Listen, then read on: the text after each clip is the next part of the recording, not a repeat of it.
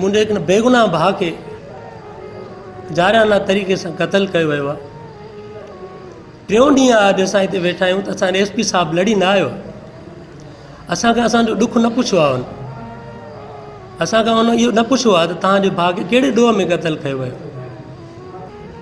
मां बिलावल साहिब खे अपील थो कयां, SP साहिब खे अपील थो कयां, DIG साहिब खे अपील थो कयां, हीउ रोइणु मुंहिंजी कमज़ोरी न आहे, पर मूंखे अफ़सोस थो थिए त यार अहिड़नि इंसाननि खे ईअं सरेआम क़तल न कयो वेंदो आहे। मूंखे उमेदु आहे, मां यकीन थो रखां त बिलावल साहिबु हीउ मैसेज मुंहिंजो ज़रूरु ॿुधंदो।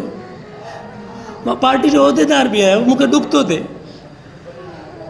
त मुंहिंजी हुकूमत आहे, सिंध हुकूमत आहे, मुंहिंजी पंहिंजी हुकूमत आहे, मुंहिंजी पंहिंजी हुकूमत में मुंहिंजो बेगुनाह भाउ क़तल थो थिए त हुनजो हिन वक़्तु ताईं इंसाफ़ ई न थियो आहे, हुननि ते रेड न थी आहे।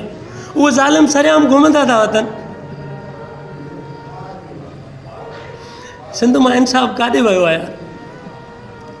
तव्हां हिननि माण्हुनि खां हुनजी मोहबत ख़ुशी त ॾिसो हिकु दफ़ो।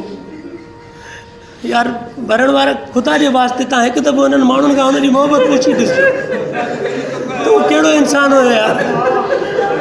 उहो फ़क़ीर सिफ़त इंसानु हुयो, तमामु मोहबती इंसानु। अहिड़ा इंसान ईअं न आहिनि मारबा यार। ऐं उहो ज़ालिम सरेआम घुमंदो हुते।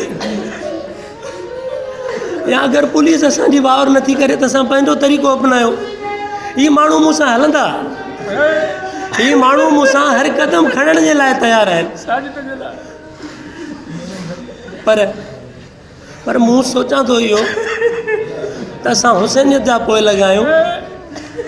मुंहिंजो मौला हमेशह सब्र बर्दाश्त कयो, उन सब्र कयो।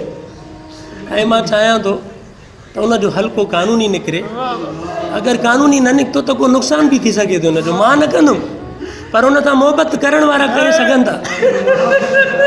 ख़ुदा जे वास्ते असां सां इंसाफ़ कयो, ख़ुदा जे वास्ते। चेयरमैन बिलावल भुट्टो ज़रदारी साहिब खे अपील थो कयां, CM वज़ीर-ए-आला साहिब खे अपील थो कयां, असां सां इंसाफ़ कयो ख़ुदा जे वास्ते।